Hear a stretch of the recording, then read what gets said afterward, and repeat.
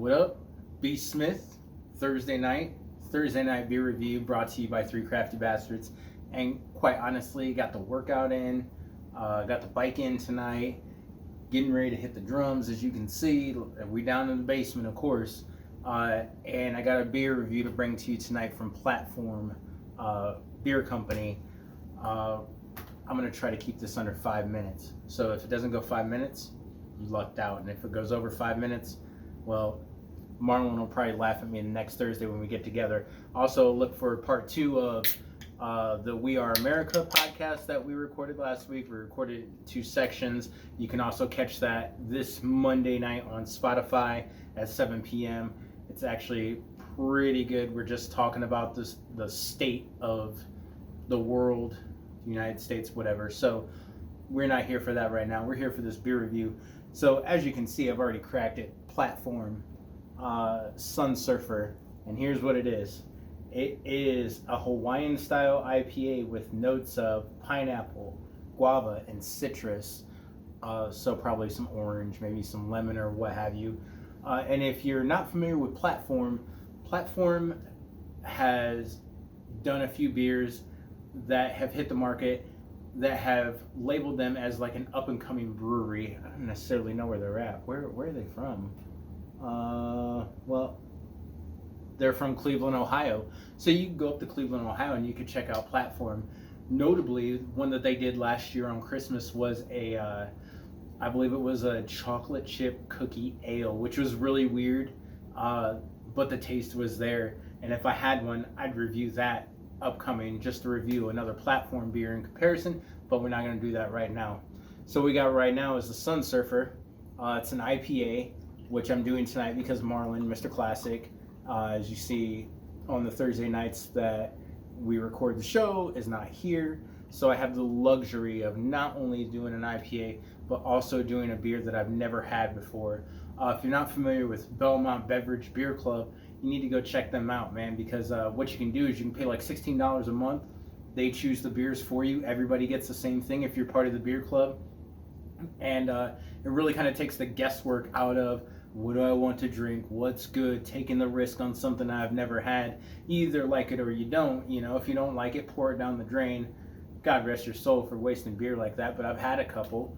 Or you either drink it and you do stuff like this, or you plug it to your friends or what have you. So this particular beer, which now that I've poured it and I look at the back, 39 IBUs, which means that's right in Mr. Classic's wheelhouse. Me, I need them IBUs to be up if it's going to say it's an IPA.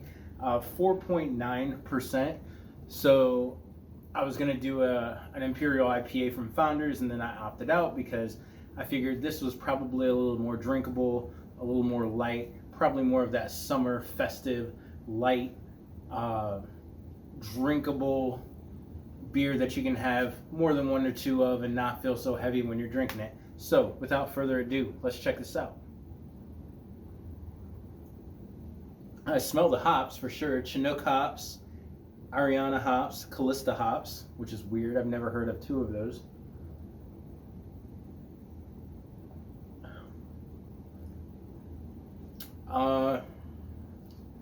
Pink guava and pineapple? Hold on.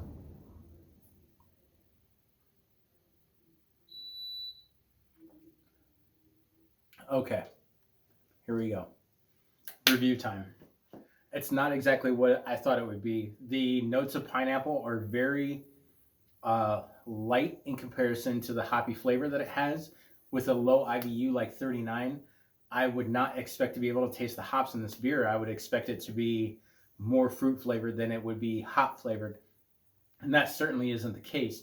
Now, I'm not opposed to it. I just feel like maybe it wasn't what was advertised on the can when I was kind of checking out the description of it. So, drinkable? Yes. If you're a fan of IPAs. Light? Absolutely. Check out that color right there, man. Nice golden color. Check out that glass, too. Dig that. That's that Thor right there, buddy. But, all in all, I'm not really wowed by it. I didn't really get what I expected. And that's kind of crazy because, you know, any of the other Platform beers that I've had, they've been better than this one, is what I'll say. So, without further ado, as we always do about this time, we're rearing up on the 5 minute mark because I'm watching and I'm ready to get to these.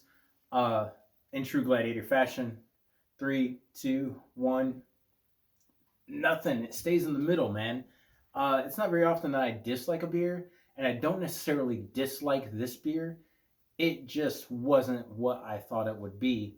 If I really had to rate it on a scale of 1 to 5 or 0 to 5 or what have you, I really got to give this like a 3. It's right there in the middle. Like I said, it's drinkable, nice light color. You could drink more than one, but the flavor is really, the flavor versus what is advertised is really kind of a whole lot different. I can appreciate the fact that it's an IPA, uh, but I expected it to be more citrusy, more fruity. I feel like IPAs hold citrus flavor better than any other beer, and I expected more of that, and it just wasn't there. So, if you get up around the Cleveland area, check out Platform. Certainly not a terrible beer. I would drink another Platform beer if I'm presented with one, or if I happen to see something that catches my fancy.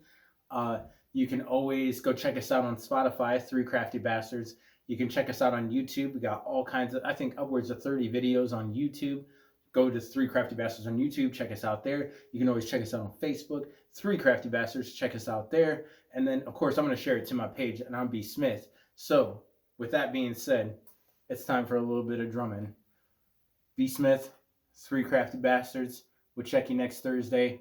We out.